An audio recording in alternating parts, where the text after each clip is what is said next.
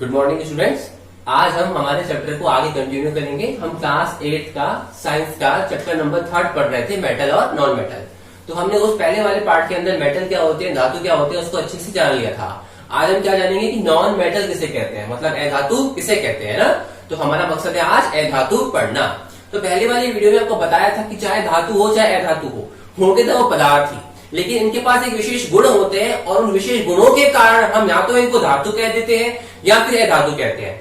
तो धातु के पास कौन से विशेष गुण थे वो हमने पढ़ लिया, जिनकी वजह से हम उनको धातु कह रहे थे। अब हम अधातु को पढ़ेंगे कि अधातु के पास ऐसे कौन से विशेष गुण है जिनके कारण हम इनको पदार्थ ना कहकर क्या कह रहे हैं, अधातु कह रहे हैं। तो देखो जस्ट अपोजिट होता है किसका, धातु का। तो देखो लिखा हुआ है अधातुएं सामान्यतः मुलायम व चमक रहित होती हैं। वहां पर हमने पढ़ा था कि जो धातुएं होती हैं वो कठोर होती थी, लेकिन जो अधातुएं होती हैं वो क्या होती हैं, मुलायम होती हैं।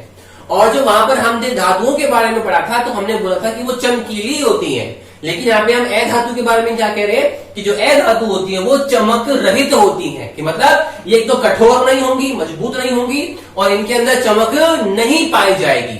अगर ऐसे गुण किसी पदार्थ में मिल रहे हैं तो आपको ऐसे पदार्थ को क्या कहना पड़ेगा, अधातु कहना पड़ेगा। जैसे आप सबने कोयले को तो देखा होगा, जो कोयला होता है वो कार्बन का बना हुआ होता है। किसका बना हुआ होता है, कार्बन का। तो जो कार्बन होता है ना वो अधातु होती है। क्या होती है, अधातु। तो कोयला भी क्या होगा, अधातु होगा। अब आप खुद देखो क्या कोयला चमकदार होता है, क्या नहीं होता। कैसा होता है, चमक रहित होता है। क्या कोयला मजबूत होता है, क्या नहीं। क्या होता है, भंगुर होता है, मतलब कठोर नहीं होता। तो परिभाषा फॉलो हो रही है धातु की, वो मुलायम होते हैं, मतलब भंगुर भी कह सकते हैं और साथ में चमक रहित भी है कोयला। और कोयला बना किसका होता है, कार्बन का।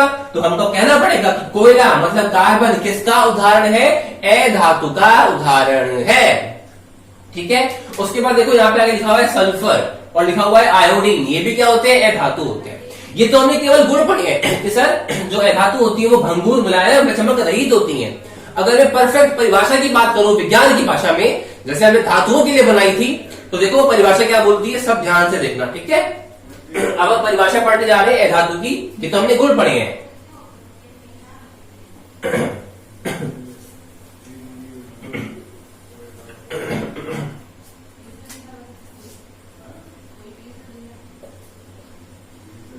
तो देखो हमने धातु में आपको बताया था कि धातु के में जो परमाणु होते हैं उनके भाइटम कोश में या तो एक इलेक्ट्रॉन होगा या 2 होगा या 3 होंगे। उनको तो हम धातु कह रहे थे, लेकिन अधातु किसे कहेंगे, ऐसे पदार्थ अगर आप उनके परमाणुओं को देखो, परमाणुओं में उपस्थित आप उनके इलेक्ट्रॉनों को देखो, और इलेक्ट्रॉन भी कौन से देखो, बाहर वाले कोश के देखो। अगर बाहर वाले कोश में अगर आपको 4 इलेक्ट्रॉन दिख जाए, या कभी आपको 5 इलेक्ट्रॉन दिख जाए, या कभी आपको भाइटम कोश में 6 इलेक्ट्रॉन दिख जाए, या आपको कभी भाइटम कोश में 7 इलेक्ट्रॉन दिख जाए, तो ऐसे पदार्थ को आपको अधातु कहना पड़ेगा। एग्जाम्पल देखते हैं। एग्जाम्पल में अभी अभी हमने बोला कि कार्बन क्या होती है, अधातु। अब हम प्रूफ करेंगे क्या वाकई में कार्बन अधातु है। तो आप सब जानते हो कार्बन का परमाणु क्रमांक होता है 6। कितना होता है कार्बन का परमाणु क्रमांक, 6। परमाणु क्रमांक को नीचे लिखते हैं। परमाणु क्रमांक हमको 2 जानकारियां देता है ना, बताया था। एक तो हमको प्रोटॉन की संख्या बताएगा और एक हमको इलेक्ट्रॉन की संख्या बताएगा।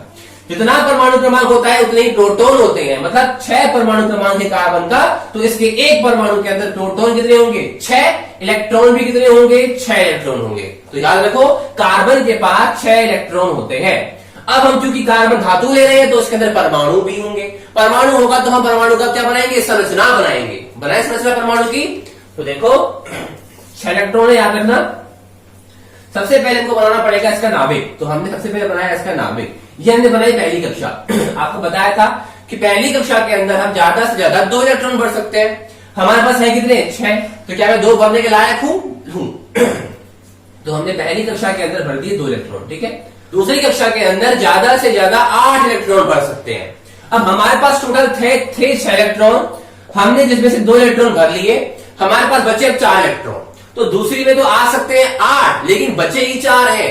तो मैं दूसरी कक्षा में कितने भरूंगा, 1 2 3 4। तो क्या कुल 6 इलेक्ट्रॉन भर गए, 2 पहली के अंदर और 4 बाहर के अंदर। तो 6 के इलेक्ट्रॉन पूरे हो गए। अब इस केस में बाहर वाली कक्षा किसको कहोगे, बाहर वाली कक्षा किसको कहोगे, क्यों, क्योंकि सबसे लास्ट वाली कक्षा को क्या कहते हैं, बाहर वाली कक्षा। अब देखो ये बाहर वाली कक्षा क्या बोल रही है कि भाई मेरे को तो इसके अंदर 8 इलेक्ट्रॉन चाहिए, क्योंकि दूसरी कक्षा में 8 इलेक्ट्रॉन भरे जाते हैं, लेकिन इसके पास है क्या 4 इलेक्ट्रॉन। अब इसको 4 इलेक्ट्रॉन कब मिलेंगे, जब ये किसी से 4 इलेक्ट्रॉन को मांगेगी। बोलो हाँ कि ना। 4 इसके पास है, 4 और चाहिए, तो ये क्या करेगा, किसी और से 4 इलेक्ट्रॉन को मांगेगा। अगर ये किसी और से 4 इलेक्ट्रॉन मांगेगा तो इसका अष्टक क्या हो जाएगा, पूरा हो जाएगा। तो अब आप खुद गौर करो, क्या हमने कार्बन का परमाणु बनाया, कि कार्बन के परमाणु के भायतन कोश में 4 इलेक्ट्रॉन है, और हमारी परिभाषा क्या बोलती है, अगर 4 इलेक्ट्रॉन मिलेंगे भायतन कक्षा में तो उसको हम क्या बोलेंगे, अधातु बोलेंगे। तो हमको कार्बन के भायतन कोश में 4 इलेक्ट्रॉन मिल रहे हैं, अतः ये क्या होगी, अधातु होगा। कार्बन क्या होगा, अधातु। अभी क्या करेगा, किसी से 4 इलेक्ट्रॉन ग्रहण करेगा। तो हमने एक और गुण देखा कि जो अधातु होती है वो इलेक्ट्रॉन को ग्रहण करने का काम करती है। लिख लेना, अधातुएं क्या करती हैं, इलेक्ट्रॉन को ग्रहण करने का काम करती हैं। लेकिन जबकि धातु क्या करती थी, धातु इलेक्ट्रॉन को त्यागने का काम करती थी, लेकिन अधातु बच्चों क्या करती है, इलेक्ट्रॉन को ग्रहण करने का काम करती है। तो तुमने देखा कार्बन क्या हो गई, अधातु। ठीक है, उसके बाद देखो आगे बढ़ते हैं।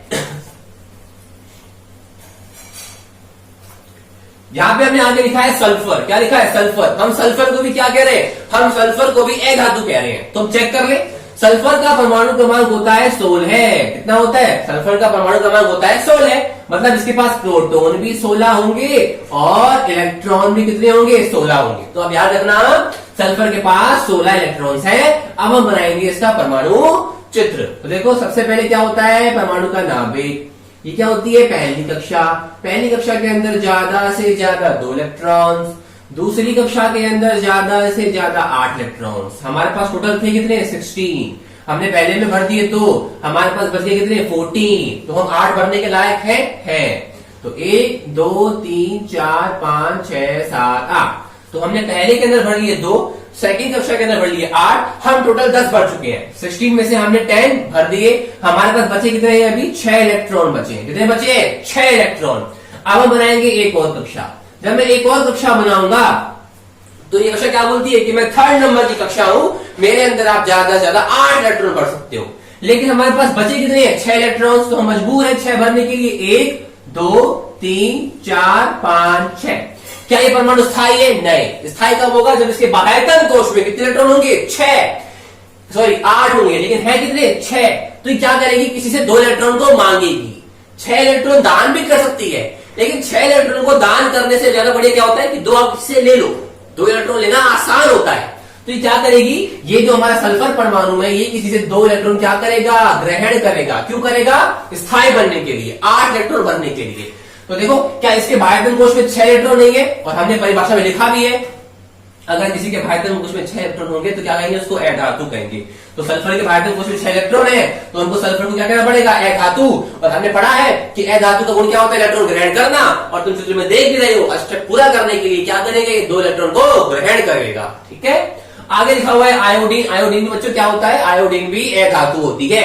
आगे लिखा हुआ है हीरा। हीरा सब सुना होगा, हीरा भी क्या होता है, अधातु होता है। तो जो ऊपर मैंने 4 एग्जांपल लिखे हैं, कोयला, सल्फर, आयोडीन, हीरा, ये चारों एग्जांपल किसके, अधातु के।